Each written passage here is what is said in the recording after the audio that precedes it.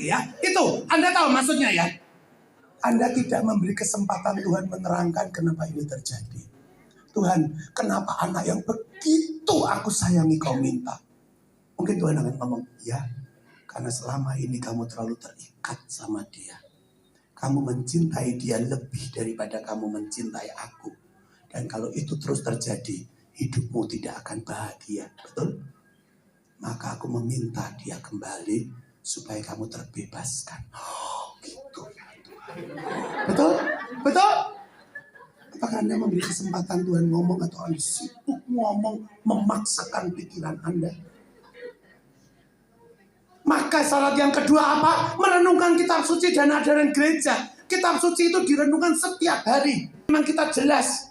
Ya kita bukan mau mendalami kitab suci. Bagus kalau Anda bisa mendalami kitab suci. Tetapi merenungkan firman Allah adalah cara kita ngobrol dengan Allah. Maka kalau Anda tidak bisa hidup tanpa handphone suci. Anda kalau nggak bawa handphone kan bingung tuh kalau mau telepon gimana? Tanpa kitab suci kita tidak pernah bisa telepon dengan Allah. Inilah alat telepon kita dengan Allah. Tapi membiarkan Allah menyapa saya. Membiarkan Allah ngomong I love you. Betul? Kitab suci itu isinya cuma ngomong I love you. Kamu jelek tapi I love you. Kamu makannya banyak tapi I love you. Betul? Betul? Kenapa tidak setiap hari Anda dengarkan Allah yang berbicara kepada Anda I love you. Kitab suci adalah surat cinta Allah pada Anda dan saya. Amin. Indah sekali. Lalu retret pemeriksaan batin ikut. Lah Anda bagaimana jadi orang Katolik mau sukacita? Apa-apa enggak mau. Pokoknya tidur di rumah mager. Bagaimana hidup bahagia? Betul ya? Mau mendalami firman, ada pendalaman iman, ikut. Ada apa ikut? Ada cap ikut. Ditawari cap malah mutak. Berapa? 4 bulan bayar.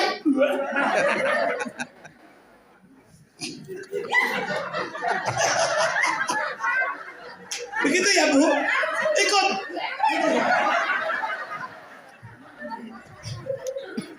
Tidak bisa, betul ya? Pemeriksaan batin setiap hari. Bapak Ibu puji syukur itu loh dibaca puji syukur nomor 8. Sudah nggak usah pengajaran yang rumit-rumit. Ketapang pakai puji syukur atau Mada Bakti? Puji syukur toh semua punya toh. Dibuka nomor 8. Kebiasaan orang Katolik. Ayo apa saja? Pernah baca enggak? Enggak pernah. Oh, puji syukur atau dibuka. Puji syukur nomor 8. Itu lengkap. Kebiasaan orang Katolik. Nah, itu dijalankan supaya kekatolikan kita mendalam. Karena kita ingin jadi orang Katolik yang sukacita, bukan formalitas. Betul? Kalau Anda Katolik formalitas, percuma sampai mati, nggak mungkin bahagia. Lalu masih pakai pikiran lama kok. Pikiran maco, kongco dipakai terus. Betul? Ajaran Anda masih ajaran nenek moyang. Betul, tapi harus diinjili. Banyak prinsip-prinsip baru yang kita terima ketika kita terima Yesus. Betul? Ya, berkomunitas. Anda tidak akan pernah menjadi Katolik seorang diri. Jangan bangga, nggak usah datang lingkungan. Ngapain? Nggak usah ikut PD. Isinya orang jahat-jahat. Sombong, betul ya? Pelit-pelit, percuma. Ikut begitu berantem terus, percuma. Orang yang begitu mau ngomong apa? Semua jelek. Yang bagus, padahal dialah yang sumber kekacauan kalau masuk ke sana.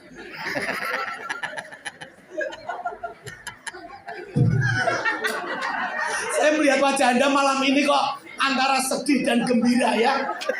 Habis disanjung, jatuhkan. Betul, itu yang terjadi. Betul? Gak usah datang lingkungan nyampe. Padahal temanku, maaf. Kalau Anda tidak mau kumpul dengan orang seiman, jangan-jangan Anda memang belum sukacita dengan iman Anda. Cek saja.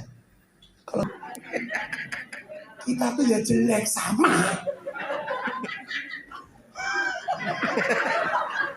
Besi menajamkan besi, betul? manusia menajamkan sesamanya. Justru kumpul sama orang jelek-jelek itu, menurut Anda loh ya, sebetulnya Anda juga dinilai orang lain jelek. Betul? Wong suami Anda baik sekali aja menurut Anda jelek kok. Orang kalau sudah kumpul kan jeleknya kelihatan. Siapapun. Nah, coba Anda semua dengan saya kagum tadi foto-foto. Nah, coba satu rumah sama saya. Mutah.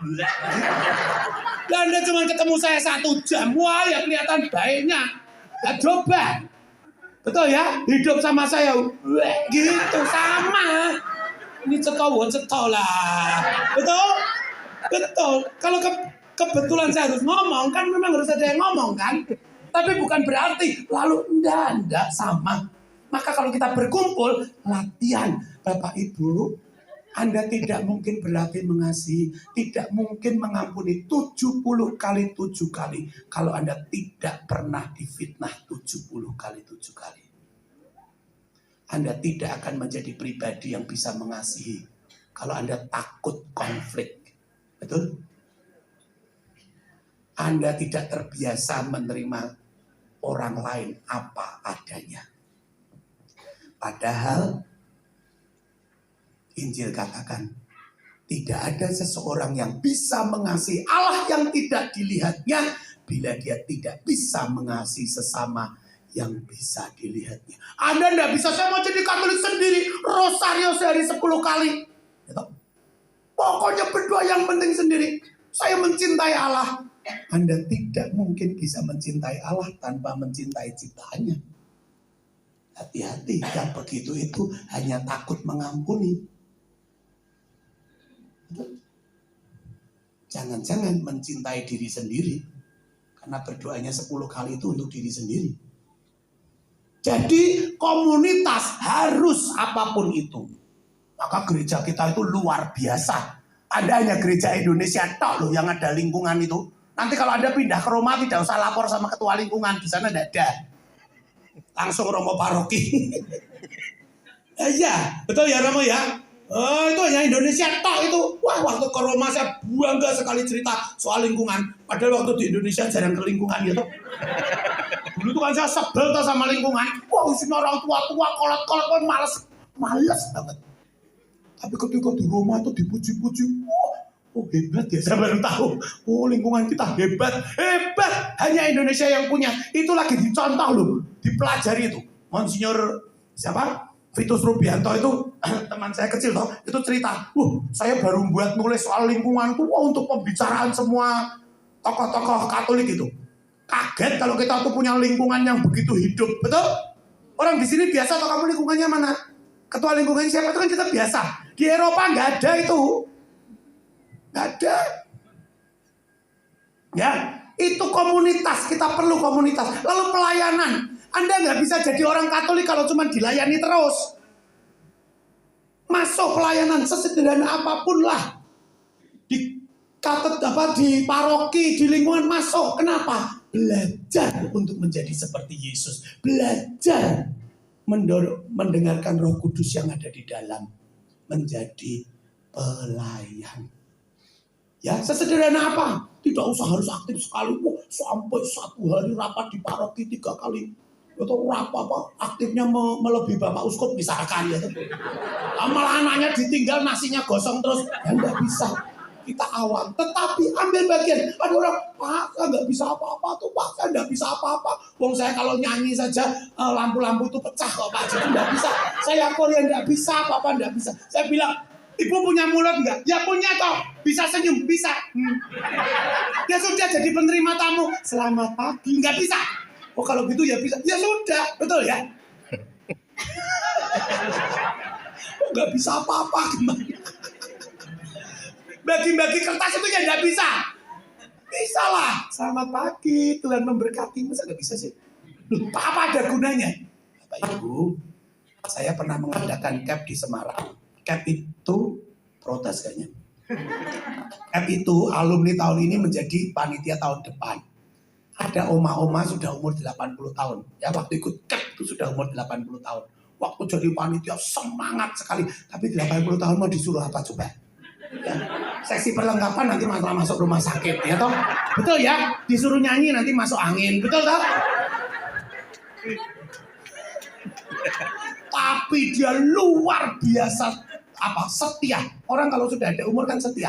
Karena nggak ada pekerjaan, betul ya. Jadi datangnya tuh setengah jam sebelum. Apa yang dilakukan? Ambil rosario, duduk di depan pintu, berdoa sambil menyapa, selamat datang, selamat datang. Tapi ingatannya masih celing. Jadi kalau ada yang bolos, minggu depannya, loh kamu kemarin nggak datang kenapa? Oma nunggu loh ya. Cuman begitu. Nanti kalau nggak datang lagi, ayo telat gitu. Dia omanya di situ terus jaga pintu. Sudah lewat selesai. Nah, itu mungkin mereka peserta sebel. Aduh sebel ada oma itu jadi ketahuan kan gitu ya. Tapi Anda tahu waktu retret perutusan semua nangis. Gara-gara apa? Ketika disuruh nulis siapa panitia yang paling inspiratif, 80% tulis omanya itu. Bahkan kesaksian. Kalau tidak ada oma itu mereka sudah putus ikut nyadap. Karena ketika nggak bisa datang, ingat oma itu malu, tahu ya? Omanya yang 81 tahun aja datang di depan pintu. Masa saya lebih muda nggak datang? Jadi banyak sekali. Sampai omanya tuh nangis. Dia tidak merasa bahwa kehadirannya itu begitu bermakna. Semua ingat, oma dulu pernah bilang sama saya, kamu bolos. Aduh saya nggak bisa tidur loh oma katanya. Saya merasa berdosa. Lihat, tidak ada pelayanan tulus yang sia-sia. Amin. Hidup Anda akan menjadi bermakna. Oke? Maka butuh pelayanan. Lalu jangan lupa sakramen-sakramen. Itu kekayaan gereja Katolik yang luar biasa.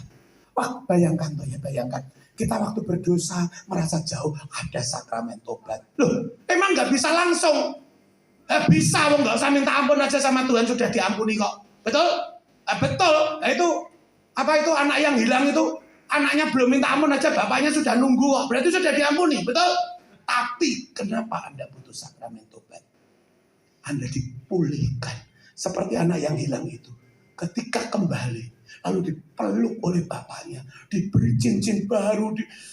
Anda tahu anak itu pulih. Pulih. Amin. Anda mungkin kalau ngaku sendiri, itu hak Tuhan. Tuhan mau ngampuni ya. Monggo. Dan menurut saya kok diampuni ya. Tetapi sakramen tobat itu menyembuhkan. Bayangkan dari mulut imam ngomong kamu diampuni. Tahu ya, Anda yakin kalau diampuni. Lalu Anda seperti dipeluk, seperti sudahlah, ayo.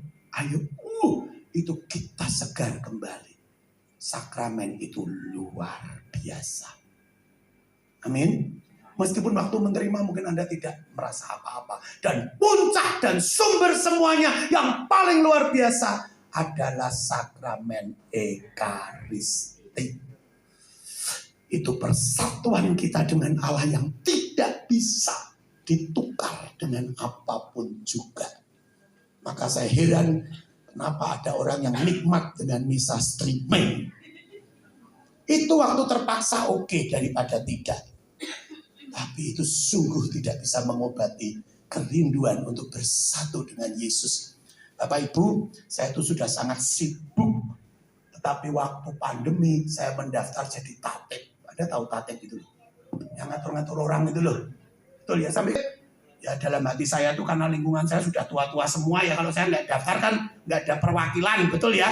Ya sudah saya daftar. Tapi sebetulnya motivasi saya, karena waktu saya mendaftar jadi tatib saya tahu, kalau saya waktu itu jadi tatib, saya mendapat 2 minggu lebih cepat misanya daripada umat yang lain.